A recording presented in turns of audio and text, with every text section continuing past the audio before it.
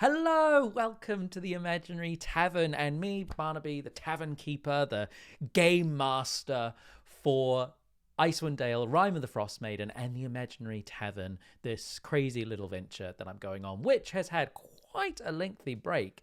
I don't know about you guys, but when we live in the world as it is, and the ages that we are, and the craziness that the holiday season is, we have dropped the ball on D&D. We have not played nearly as much as we wanted to. The beginning of last year, we were knocking out a game every week, every other week, and then that grind down to a halt. I think the last time that we played was about a month and a half, maybe even 2 months ago. And I was trying to remember what happened last time, and I was very wrong. Very glad that we have a little recording of the last episode so I can go in and remind myself what the hell was happening. But if you clicked on this video, what is this video? This video is me preparing my next D&D game. My hope is that for you guys, for DMs jumping in who are running Rime of the Frostmaiden, it'll give you some ideas. It will give you some encouragement that this weird, sticky, open-ended adventure, you can build a storyline through it for your players. It is a very open worldy adventure, and it can go in all sorts of directions. If you are a player in Icewind Dale, Rime of the Frostmaiden, please stop now unless you have finished your game and you're just coming back here for nostalgia purposes. This is for DMs only, and my players, if you are watching this, go away. You can, depending on what happens, you can watch this after we play this session. But hopefully this will give you a bit of an idea of what I go through to prep my games. So if you have just jumped halfway through, you've not watched any of our other episodes, we are about halfway through the campaign at the moment. We've run 27 sessions. If you have been watching our streams on YouTube, I think we're only up to about episode 16. I've got a big backlog to edit. So hopefully those will be coming out soon. But if you are playing Rime of the Frostmaiden and you're jumping in at this point, we are halfway through. The players went to Sunblight, the fortress. They met Xardorok very briefly, but they saw the Xardorok dragon fly off into the sky. Now, this isn't as written in the module. This is something that a lot of people, I find, have done online, and I really agree with that. I think it's a great moment. The Xardorok dragon, they see it and it flies off, and that drives, they're in the fortress and they make that decision there and there. Do we stay? Do we stay and we get rid of Xardorok now? Or do we go to the Xardorok dragon and hopefully stop it from destroying 10 towns? So the Cup Flickers, which is the adventuring name of my party, they went to slay the Xardorok dragon and were very successful. But now they are returning to Sunblight. So, what is going to happen in this session? I don't know, but let's plan it together. So, I like to use the Sly Flourish Lazy DM prep as a baseline for my games. I like to start with reminding myself what the characters are doing, especially after a long period of time break. I like to go in and think about what the goal of these characters are. So, for example, we know that Pignut, there is a ring located within the treasure vaults of the Sunblight Fortress that he wants to get to. So, get ring. And with that ring, he will be able to gain access to the Chuckle Hut, which is a building within Bryn Shander which belongs to the Herringon. But since the Herringon have been vanished, MIA, for the last 10 years, it has fallen into the hands of the speaker in Bryn Shander. Is there anything else? He is undead and trying to figure out who he is and his past. He is also trying to up his social gain. He has a very low charisma score, but he's been taking a couple of feats and a couple of abilities to help boost that score up. So probably thinking about some good role play opportunities for him. That would be very good. Now I will. That's so not how you spell it. Opportunist. Opportunities. Something like that. I am very dyslexic. So this will be full of all sorts of spelling mistakes. I will try and do some sort of edit and I'll show you the final product. So that's Pignut. He's a Gloomstalker Ranger, so sneaking is really good for him. Sneaking and shadows. That's really good to remember. What else is really good for Pignut? I think that's about it for now. Let's look at Baskia. Now, Baskia, this is one of her pillars of her storyline. The Duergar are enemies of her family.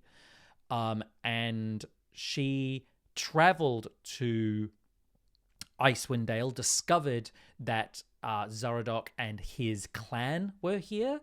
And as soon as she did, the rime started and she couldn't leave. So, Xardorok is a big thorn in the side of the Kirinjor family. So, just engaging with Xardorok is a big moment for Baskia. She has a drive to become a hero, which is slowly happening, although we have had moments where there's been setback. This is such a bleak campaign, and it's been very much 2 step forwards, 1 step back, which is something I kind of want to keep going. I really want to dangle the fact that she's a hero. Dangle the carrot of being a hero. So how can we do that in this session? So it's usually there is a victory, but there is a setback. So let's go setbacks to becoming a hero. I'm not quite sure how we can do that, but we'll come up with something. Is there any other reason why she is there? Is there any other story moments we can link to it? Oh, yeah. So, what is her name? Grandolpha, who is a rival clan of the Duergar Xardorok Sunblight. She is trying to take over the clan, and at the moment, the fortress is split on faction Xardorok and faction Grandolpha. So, Musgralt, I think her full name is. So, who... Can we use that in some way? Maybe there is... so she can use the rift in the Duergar. There's a question for her. Question. Let Grandolpha, or however you spell it. So she can take the Duergar away. Future problem. But easier in short term. Or wipe both sides out. That is dangerous, because you can wipe both sides out, but they are low on resources, which is going to be really dangerous. Ooh. Because Musgralt is manipulating the players, using them to help, basically using them to go and get rid of Xardorok. And I believe they've made some sort of deal that her Duergar will help in the fight. Ooh, that's just something to think about. I know I'm just going to jump forward. Grandolpha faction might help. Cup flickers. If they let them leave. It's not quite what I mean, because then the players might not have the power to do that, or have the power of the situation, but basically to not stop them. They don't don't stop them from leaving. Yeah, okay. And then we've got Tapiri Erda. She is there to help her friends in this moment, but she is questioning her faith. She thinks she is following the word of Auriel. However, Auriel is doing a lot of awful things to the people in Icewind Dale. Therefore, she thinks Auriel is actually the person that they're worshipping, that they think is causing all this plague. She goes, that's not Auriel, that's someone else. However, as the campaign is going on, that is coming into question. So there's a question, questioning her faith. We've introduced the idea of Jalmut, however we spell that. Questioning her faith. We've got Jalmut, which is a voice she keeps hearing. Revenge. She loves revenge. Xardorok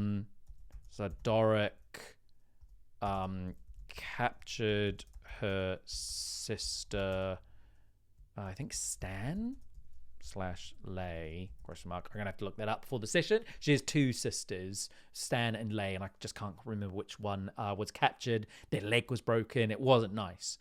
But kind of the main people this part of the story affects is Baskia and Pignut. Cool. So, our strong start. So, the last thing that happened was they had used secret tunnels in the Underdark. They had popped out from the Underdark into the lower floor of Sunblight. Now, as they emerged, they fought two Duergar who were dragging a meanlock, I believe, a meanlock with a bag over its head to give to Xardorok as a prize. And then hopefully they would be ignored for a little bit so they could scarper on out and get in their good graces, but slip out and go to Grandolpha Musgralt. So that they were right in front of the throne room. The players killed the Duergar, killed the meanlock. It is currently pinned up against the... Oh no, it's dead on the ground, but there is an arrow pinned up against the wall. Which may or may not alert the people in the throne room. I want this session to start with the doors, them opening the doors. And I'm going to brief them. I'm going to be like, this session, we're going to start in the action. That's you opening the doors and discovering what is in there. We'll do, before we start playing, we'll chat about what's happened, see if they've got any game plans. But I'm going to start the session proper, opening the doors. And I think that's just something to think about when you're playing these games, especially when you're having a big jump of time. It's okay to let moments pass between sessions. You don't have to pick up the exact moment the last session ended. You can jump a day if you wanted to, a location. Just have that conversation with the players. I will probably tell them in advance of this session, so they've got time to think about in their head how they're going to react, or how they have come to the decision to open up the door, whether they're going to throw it open or whether they're going to slowly creep it open. We might have some stealth checks just before. They might say, before the door is opened, I've, disguised myself as a Duergar or whatever. So making sure I give them that agency, but saying we will start the action with the door open. That's where we want to begin. So with that in mind, we have the... Oh, I'm clicking on the wrong screen. We have the throne room. Now, in the throne room, there are Myconids. Myconids? There's a Myconid, which I introduced in the very first session, which the players didn't interact with, but there was evidence of. And if they had followed that, it would have led to this. But this is where basically this Myconid has ended up here, and its ability to bring things back to the dead is being used by Xardorok.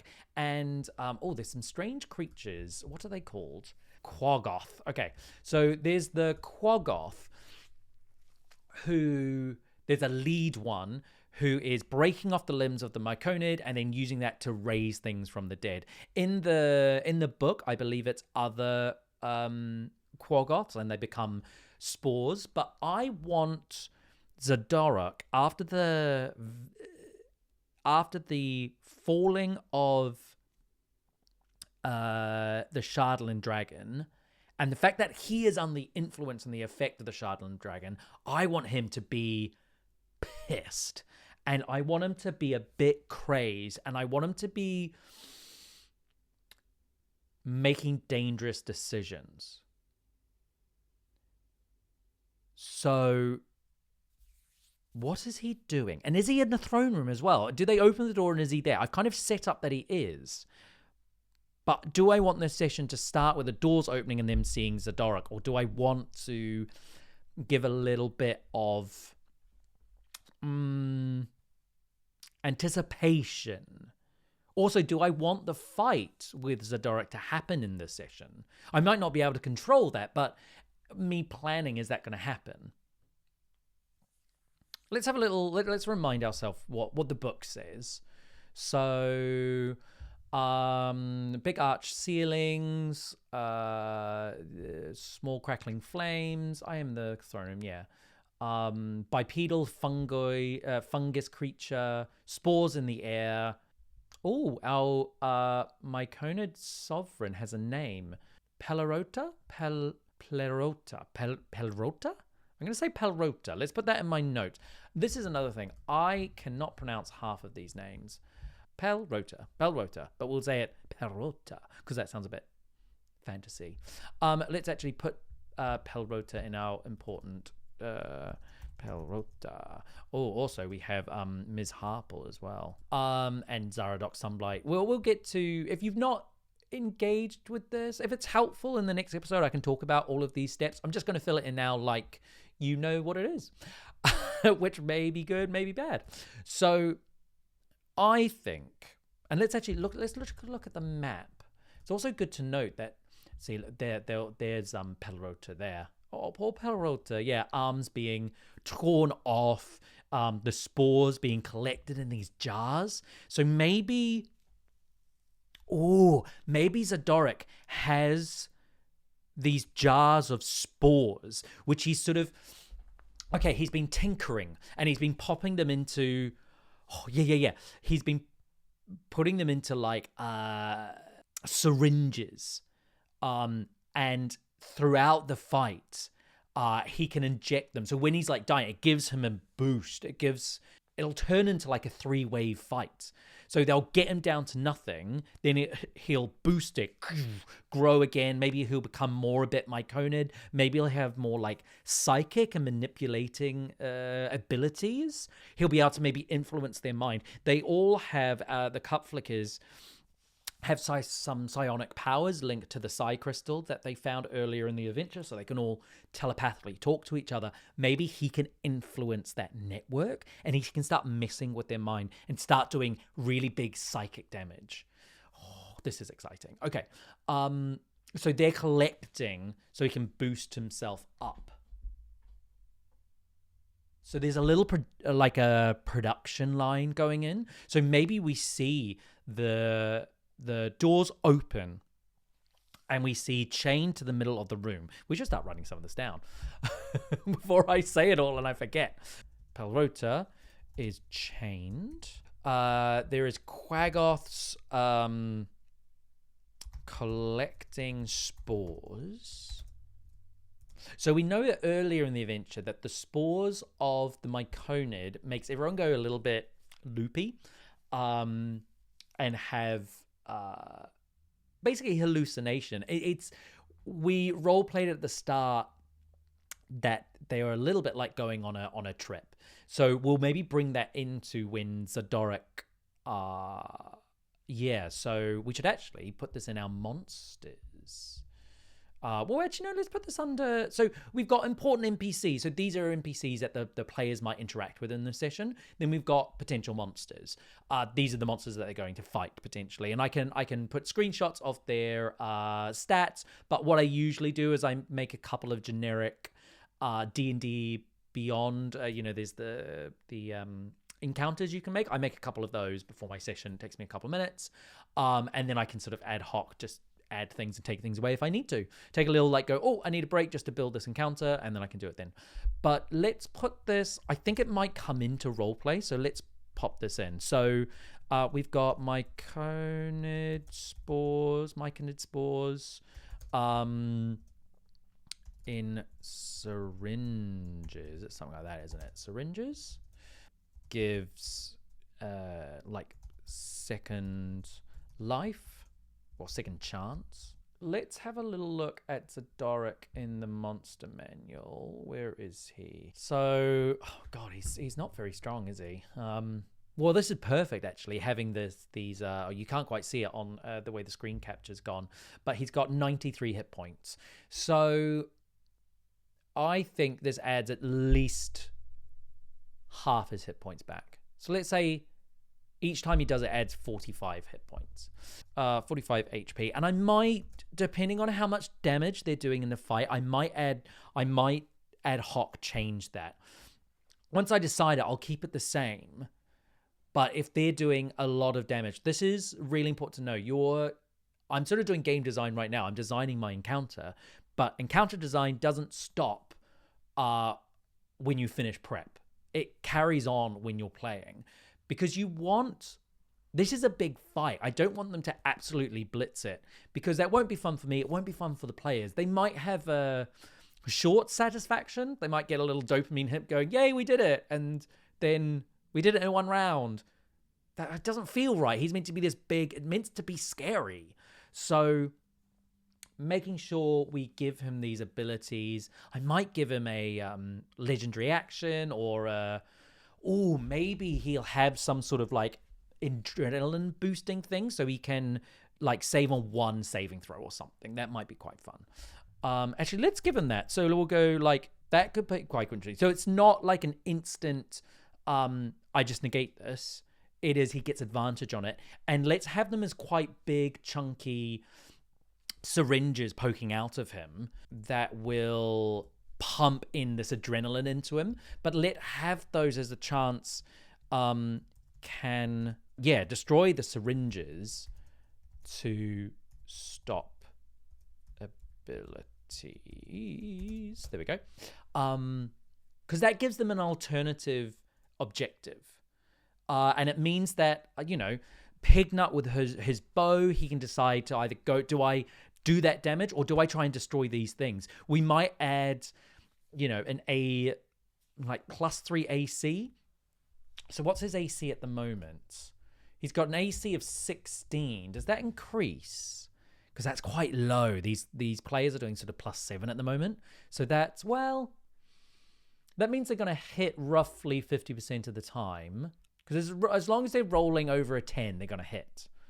Yeah, we'll keep AC as 16.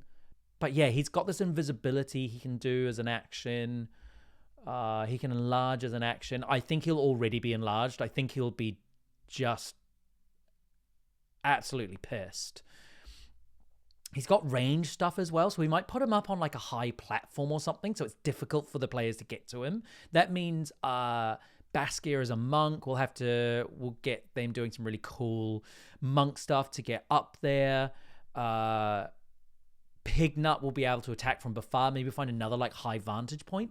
Maybe there is a in the room there's a forge, and maybe we've got like molten lava, and maybe there's something that he'll do that'll make lava full up in the room, so they have to get off the floor. That's cool. That's gonna be cool. Let's do that. So let's pop that into that's going to be in locations. So high platforms for dictating. He is a dictator. For dictating from and like these notes work for me. There's me looking at going high platform for dictating. I know what I mean. For you might have something absolutely different in your mind. Lava. Oh, no. Lava? Yeah. Lava fed forge. What else is in there? It's big. It's a big cavernous room. Shall we have a little look at the map and the description? That might just help give us a couple more ideas. So we got it's smoky. So that's cool. So let's keep the smoke. Maybe we turn it to steam. I'm just thinking maybe we can do some like fun stuff with like obscured fog and stuff, like steam from the forge. Maybe water's pull on, make steam hiss out. Maybe it's really hot. So if you're in the steam, you take like 1d4 points of damage at the start. I feel like I might really hurt the characters in this. Because this is the thing, when you're playing, you want to balance it between, I want it to be challenging and I want it to be hard, but I also don't want to like be gunning to kill them because that's not fun. And we have not, that's not the social contract of this game. I've not said from the start, I will try and kill you at every moment. It is a horror story. It is environmental horror. My players are quite silly, so they do they do remove the horror from the game, but that's also what's really good about horror is that you have these moments of light, jovial stuff in with some horrific stuff. Oh, that's right. There's lots of platforms around the side as well. Yeah, see, look at this image. This is great. So we want to kind of capitalize. So imagine this image, but he's got like all these syringes poking out. Isn't that like the end of with Joker in the end of Arkham Asylum? With he does exactly the same thing. He's putting the juices in him. So yeah, so we've got this throne room. What I probably will do is I'll have there like another set of doors that go into here. This is the platform where the dragon was on. So I reckon Xardorok is on that. Let's have that like 20 feet up in the air. And maybe there's these loose chains that they can climb up to him. We've got this forge level. So if they're over by the forge, and just for those who don't know, I run everything Theatre of the Mind. So we'll have three like areas. We'll have the forge area, the platform with Xardorok on. So let's have the floor of the forge. And this is where that area will eventually become deadly terrain because it'll be lava. We have the platform with Xardorok on it. And I kind of feel like maybe... Oh, we have... We've got these 20-foot feet. They're like little parapet sort of things, like little guard towers. So let's have the guard towers. So those are going to be our like 3 combat areas. So the forge is within range, like... Actually, the only way to get in close combat with Xardorok is going to be on the platform. The forge level is, say, like 30 feet away from the platform at all time. I know this room is massive, but we play with these distances. And then 30 feet beyond the platform, we've got these parapets, which are 20 feet up. They have stairs. It'll be half movement to try and climb it, or like a really high athletics check or something, or they've got the stairs, so they're going to have to like use dashes and stuff to get up there to give them that height. So it gives them an advantage, especially I reckon when you're on the lower floor, you're going to be aiming up. You're not going to be able to see Xardorok, but when you're on those outside platforms, you will. So let's jump back to my document. So high platform for directing from. With chains, and then we'll put dragon, because that's where the Shardland dragon was. Lava-fed forge that can spill out and cover field. And then we'll also have guard towers, something like that. That's for that location. That's really good. And let's just add like a couple of descriptors. Heavy black smoke. Let's have Duragar following orders. Duragar following orders, which is frantic. And then what else? Is there anything else that's interesting? We kind of know what a forge is. I'm going to be able to describe that on the fly, so that's all right. Yeah, okay. Let's jump us back. So we've gone all over the place. Let's go back to our strong start. So we've got the Quaggoths collecting the spores. We've got the Myconid Pelrota there. So the strong start is they see the Quaggoth break. Okay, that's what we'll do. Quaggoth breaks arm of my conid. My conid collecting spores. So that's like the image that they see as they walk in. Whether they go in stealthily and they don't get seen, or they burst in, they all look up and they see them. We'll find out what happens. But it is a taking outside door, feel heat from that direction. And then we go forge. I'll explain like an intense heat. I won't say the word forge. I'll let them come to that conclusion.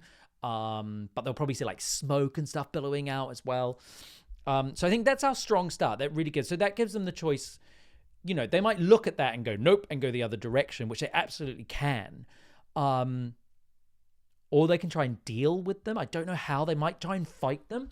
I reckon they're going to go into this big fight with Xardorok. They're pretty beat up already. I don't want them to be on death's door when they get to Xardorok.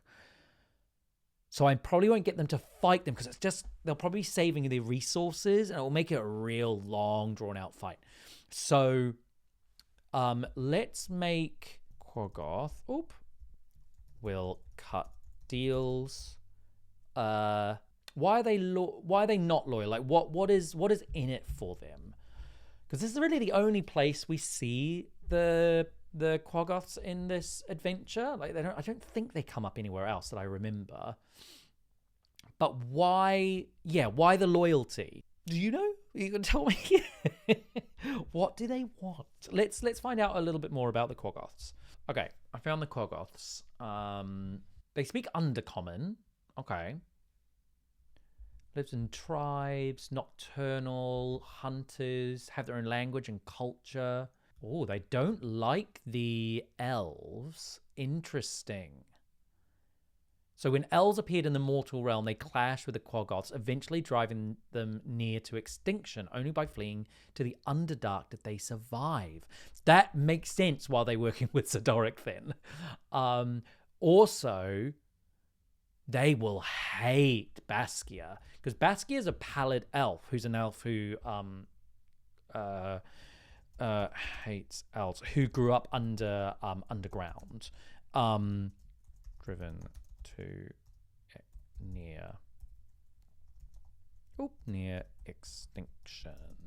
So that's really good. I mean, a lot of these are what we call secrets and clues. So actually, most of these I'm going to be transporting them over. I'm doing this in a very odd order, but it's working for this session. So they're in service to the drow, so even more reason to hate the elves and the elven culture in this realm.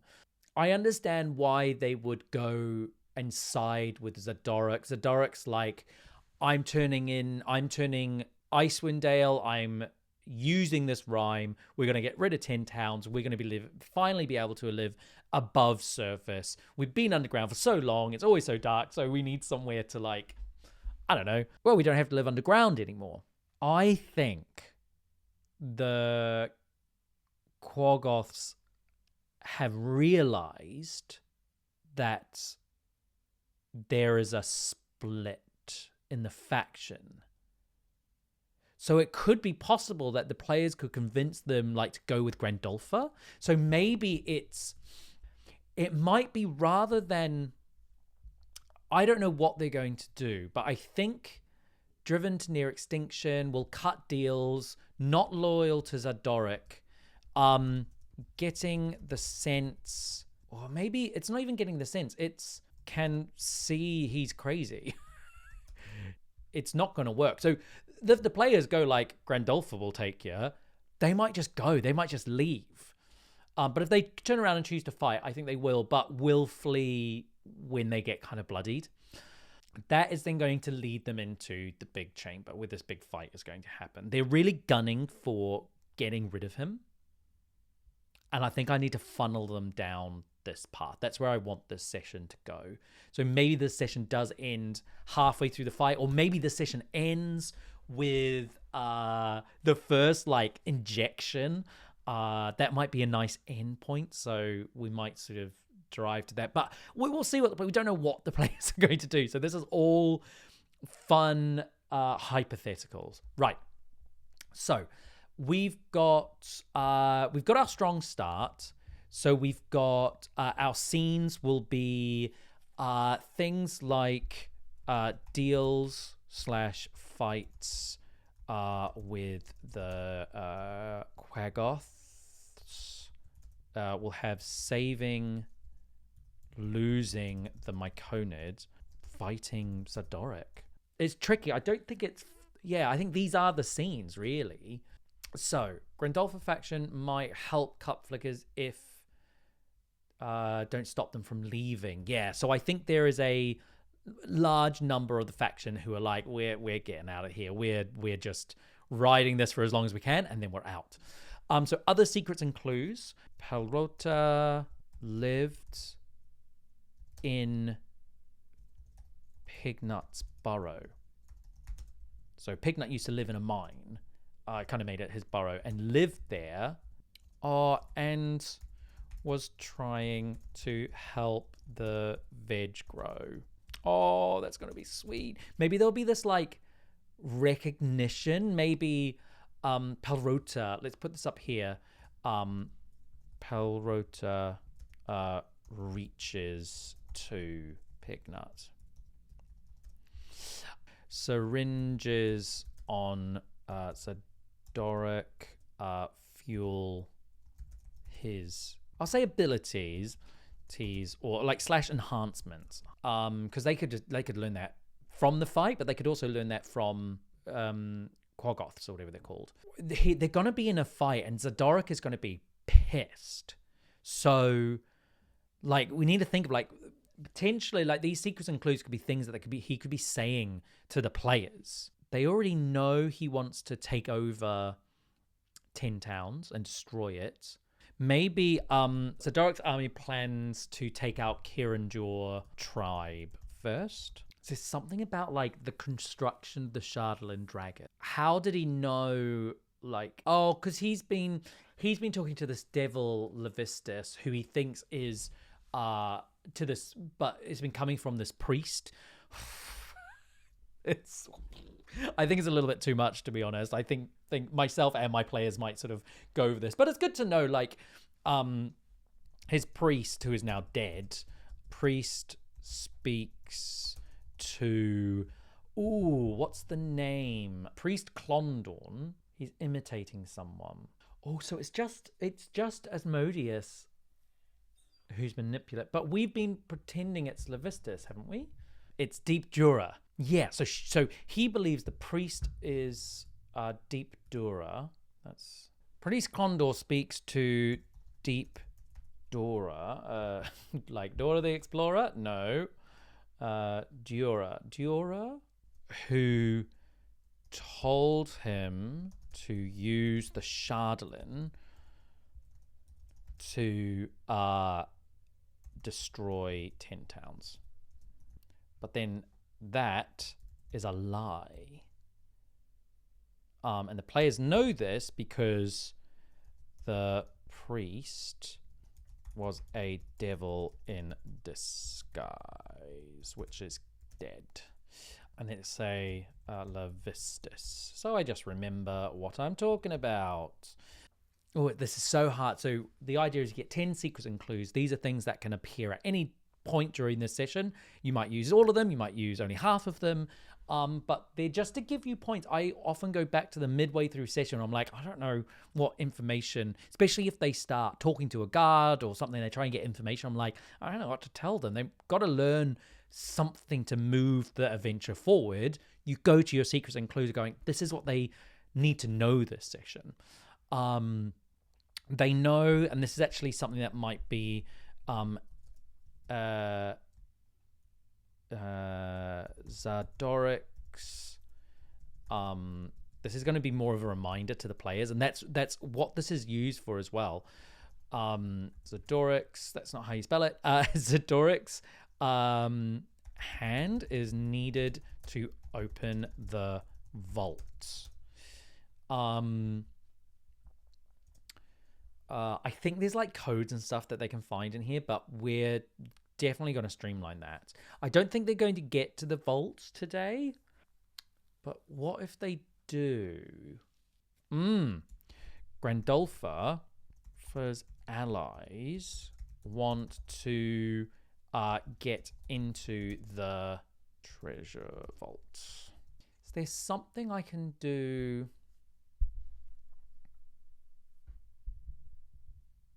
Is there anything I can do with Oriel in this?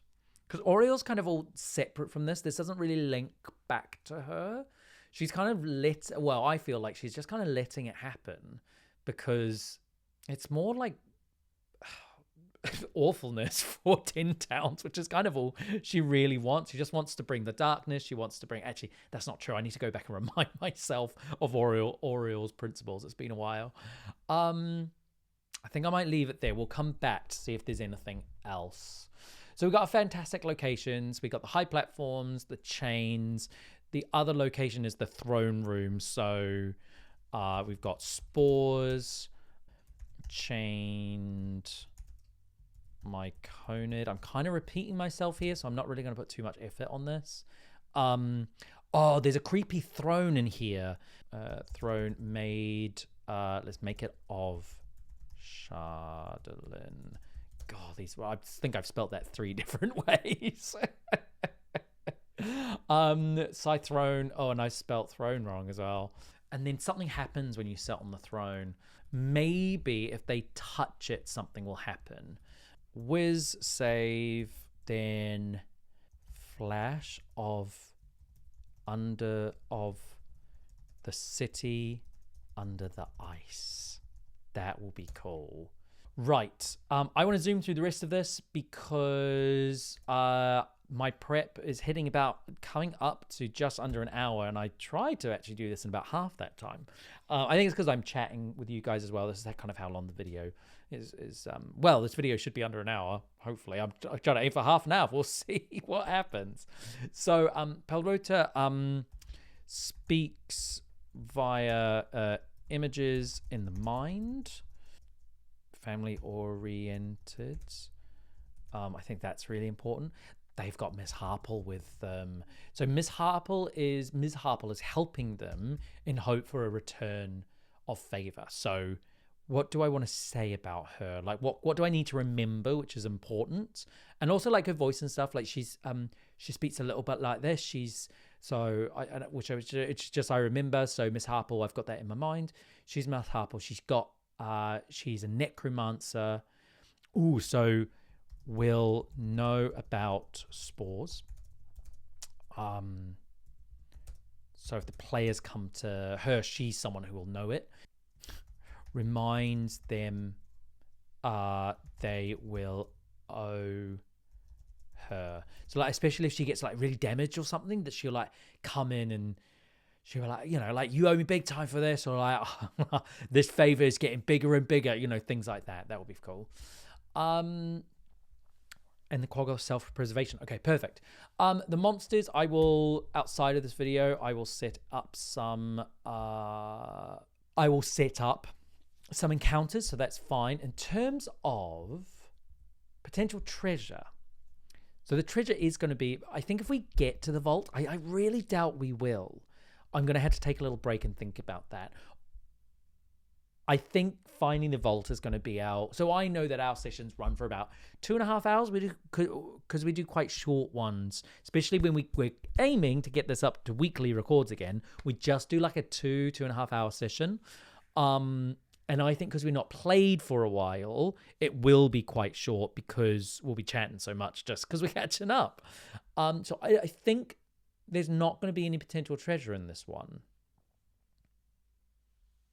Maybe on the fly, like syringe items.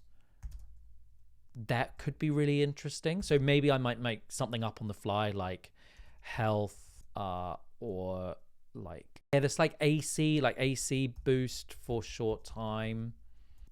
But there's a like chance to go mad. That might be fun. The one other thing is that the Quaggoths, they have healing magic, which, knowing that the players are quite beat up at the moment, might be good to just, if they start talking about how beat up they are, that's something that, we might be able to drop them a line. But I think that's plenty for me to run this session. So I hope you enjoyed that. I'm hopefully going to run the session. I might do a little debrief afterwards, chat, if that's something that interests you. Like, what was it like, the prep versus the play? Like, how much of this prep did I use? What was helpful? Was it helpful at all? What I do is I'll have this document open on a tab on my screen. We play digitally at the moment, so I'll have that sat over to one side, and I'll just look at it. I'll make little edits as we play. But yeah, that's the prep for this session. I hope you enjoyed. I hope it's helpful if you're at a similar stage or you're coming up to this. I hope this gives you some ideas for when they do fight Xardorok, when they're heading back into the Sunblight Fortress.